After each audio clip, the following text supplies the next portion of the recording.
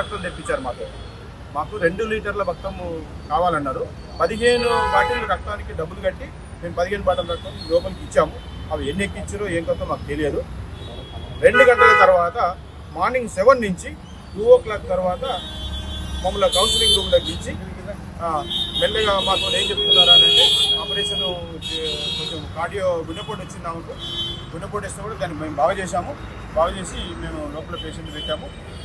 మనకు ఒక రోజు వెయిట్ చేస్తే అంత క్లియర్ అయిపోతుంది, ఏ ఇబ్బంది లేదని మాకు ధైర్యం చెప్పేశారు. మీరందరూ పేషెంట్ చూడాలని చెప్పి పేషెంట్ చూసి ఓకే సార్ అని తెల్లారొచ్చి చెప్పేస్తే ఆమె ఇంకా ఇదవుతుంది అదవుతుంది అని మాకు కలబోలి కథలు చెప్తా ఉన్నారు.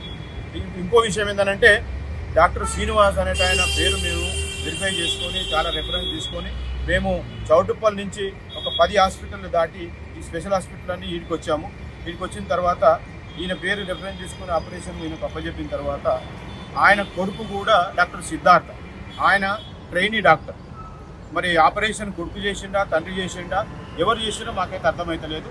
కానీ పేషెంట్లు మాత్రం మాకు ఈరోజు మా ఇంటికి ముంచే కార్యక్రమం ఏదో జరిగింది. మేము ఇదే క్వశ్చన్ చేస్తుంటే మేము ట్రై చేస్తున్నామండి, ఇంకా మేము ట్రై చేస్తున్నాము అని ఇప్పుడు కూడా ఇదే మాట మాట్లాడుతున్నారు. ఇది జరిగినటువంటి విషయం. మేము పేషెంట్ను బెడ్ రిటర్న్ పేషెంట్ తీసుకొచ్చి చెప్పలేదు. మేము ఎట్లన్నా బతికి చేయండి అని మేము అనలేదు. జస్ట్ బస్సులో తీసుకొచ్చినాం. మనం ఎట్లనో అట్లనే ఉండదు, అట్లా తీసుకొచ్చి చెప్పలేదు. మేము అదే క్వశ్చన్ అడిగినాం. ఇట్లాంటి పేషెంట్ను మీరు ఇంత ఇబ్బంది పెడతారా అని మేము క్వశ్చన్ అడిగితే లేదు మేము చేస్తున్నాం, మేము ఇప్పుడు కూడా వాళ్ళ మేము చేస్తున్నాం అని అంటున్నారు. మేము చేస్తున్నాం, డబ్బులు తీసేసుకొని చేస్తున్నాం.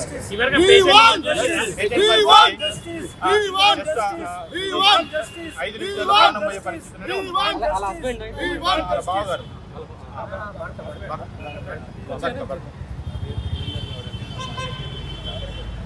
చాలా చిన్న పిల్లలు ఉన్నారు. ఆమె యాక్చువల్గా మంచిగానే వచ్చింది, హాస్పిటల్కి వచ్చేటప్పుడు మంచిగా వచ్చింది. పోయిన తర్వాత అన్ని టెస్టులు కూడా చూసిన తర్వాత నాకు బెడ్ తక్కువ అని చెప్పింది మా భార్య. నాకు హార్ట్ సహకరించాను, ట్యాబ్లెట్స్ కూడా తగ్గియాలి కాకుండా అని చెప్తే నీకు ఏం కాదమ్మా, రిపోర్ట్లు అన్నీ బాగానే ఉన్నాయని చెప్పి లోపలికి వెళ్ళేటప్పుడు కూడా నా భార్య నేర్చుకుంటూ వెళ్ళింది. నాకు ఆపరేషన్ వద్దని నేను తట్టుకోలేదు, నాకు అంత కెపాసిటీ లేదు, నేను యాక్చువల్గా మంచిగానే ఉన్నా కానీ బెడ్ కొంచెం తక్కువ ఉండే నాకు హార్ట్ అంటే చాలా ప్రాబ్లం, ఆపరేషన్ అంటే నాకు ట్యాబ్లెట్స్ తగ్గించమని చెప్పింది. వీళ్ళకి ఏం కాదమ్మా అని తీసుకెళ్ళారు. మాకు ఫస్ట్ మేము 1 lakh కట్టాము, తర్వాత 3 lakh కట్టమని నైట్ 3 o'clock ఫోన్ చేశారు. ఆపరేషన్ కావాలి, ఎమర్జెన్సీ కట్టాలని. కానీ నేను అనుకున్నాను ఒక 2-3 రోజులు కొంచెం క్యూర్ అయిన తర్వాత ఆపరేషన్ చేస్తారేమనుకున్నాను. కానీ ఎక్సలెంట్గా చేసి నా ఇల్లు మొత్తం చేసి నాకు చిన్న పిల్లలండి, నాకు ఏం చేయాలో అర్థమవుతుంది. నేను న్యాయం చేయండి, చాలా బాగా ఉంది నాకు మంచి బస్సులో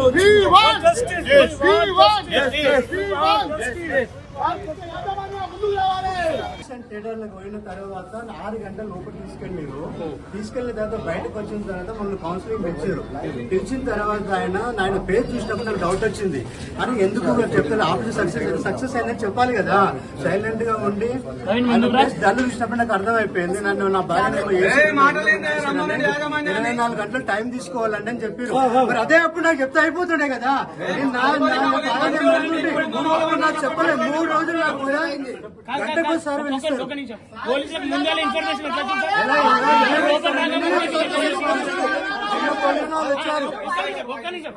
వీళ్ళు లోపల రాకముందే మీకు ఎట్లా తెలిసింది సార్? వీళ్ళు ఇక్కడికి వస్తారని మీకు ఎట్లా తెలిసింది? ఇష్యూ అయినాక పోలీసులకు తెలుస్తుంది. ఇష్యూ అయినాక కూడా ఇష్యూ రాకముందే మీరు ఎట్లా వచ్చారు ఇక్కడ?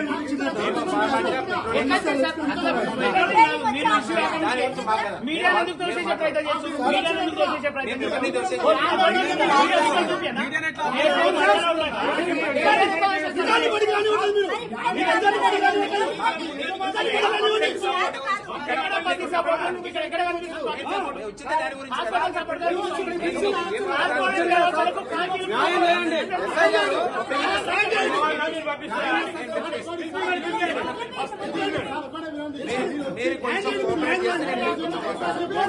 మేము కడుపు కాలు ఫోన్ చేస్తే మేము రాకముందే మీరు గేట్ల కాడ వచ్చి నిలబడ్డారు. కానీ ఇదేం డ్యూటీ పోలీసు పబ్లిక్ కోసం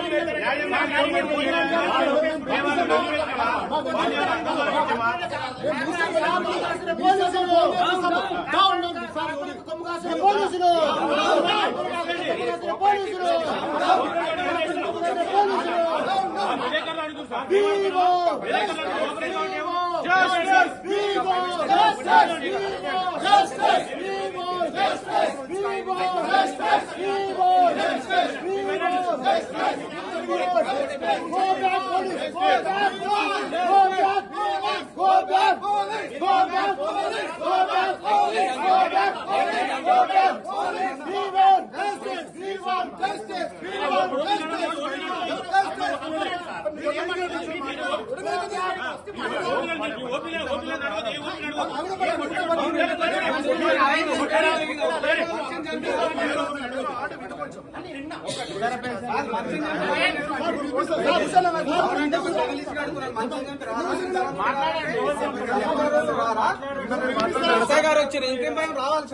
నిన్న మీరంతా మాట్లాడారు ఆల్రెడీ ఏమని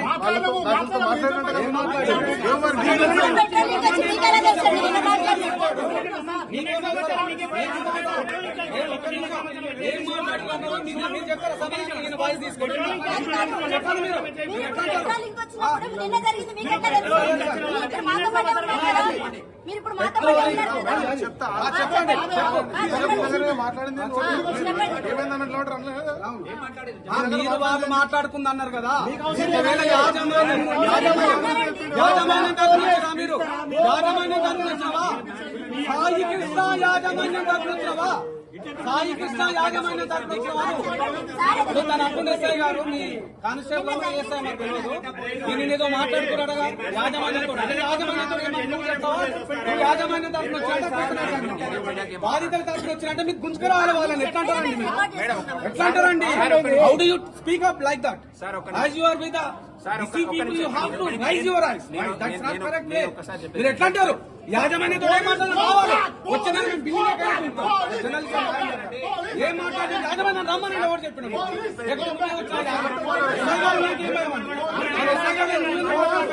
మీరెందుకు మాట్లాడుతున్నారు? ఎస్ఐ ఉన్నారు కదా యాజమాన్యంతో ఏం మాట్లాడినాం? మేము అంటున్నది న్యాయం జరగాలని అనుకుంటున్నాం. మీరు కూడా బీసీపీ మహిళ పోతే కాకపోతే కొంచెం మీ కుటుంబ సభ్యులు ఉంటారు, మా కుటుంబ సభ్యులు ఉంటారు. నరేష్ గారు ఎస్ఐ గారు మీరు కూడా బీసీపీ లేకుండా మేమందరం మీకు న్యాయం చేయాలి. లక్షల మంది వస్తారు. నరేష్ గారు మీరు కూడా మనందరం బహుజనులమే. కానీ అన్యాయం జరిగింది. ఒక మహిళ చనిపోయింది. ఈయనొచ్చేమో యాజమాన్యంతో మాట్లాడుకున్నాడు. పోలీసులు మాట్లాడారు. దీని మీద కూడా మేము మాట్లాడుతున్నాం. మీరు మాకు న్యాయం చేయకపోతే అన్ని మాట్లాడాలి. మీకు న్యాయం చేయడం మీకు సమక్షం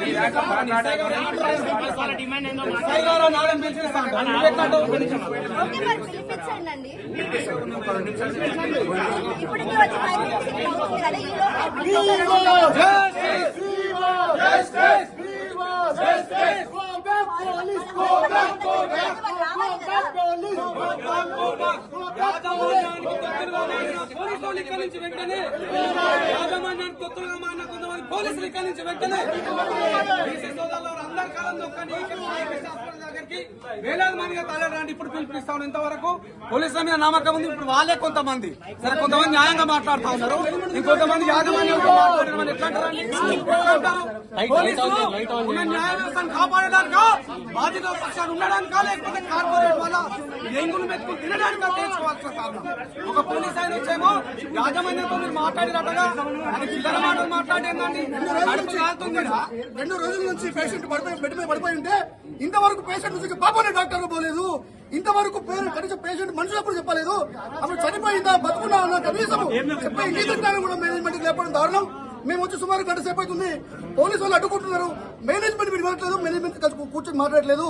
పేషెంట్ ఏ పరిస్థితి మాకు ఇంత చూపించట్లేదు. మాకు పేషెంట్ వెంటనే చూపించాలి. మేము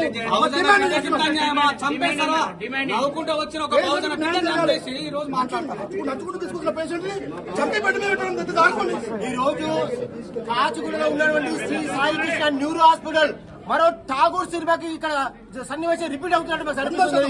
ఒక పేషెంట్ కి చనిపోయిన పేషెంట్ కి గత 4 రోజులుగా ట్రీట్మెంట్ చేస్తూ లక్షలాది రూపాయలు ఇలా కట్టించుకుంటూ ఇలా చివరికి మనిషి బతుకున్నాడో చనిపోయినా కూడా చూపించకుండా ఇలా యాజమాన్యం నిర్లక్ష్యం చేస్తుంది. ఇలా ఇంతమంది వచ్చి అడుగుతున్నా కూడా పోలీసులు ముందుగానే కాపలు పెట్టుకొని పోలీసులతో అణచివేసేందుకు ఇలా ఈ యాజమాన్యం వైఖరి ఇలా మాకు కనిపిస్తున్నది. ఇలా తెలంగాణ రాష్ట్రంలో మరి పోలీసు రాజ్యం నడుస్తున్నదా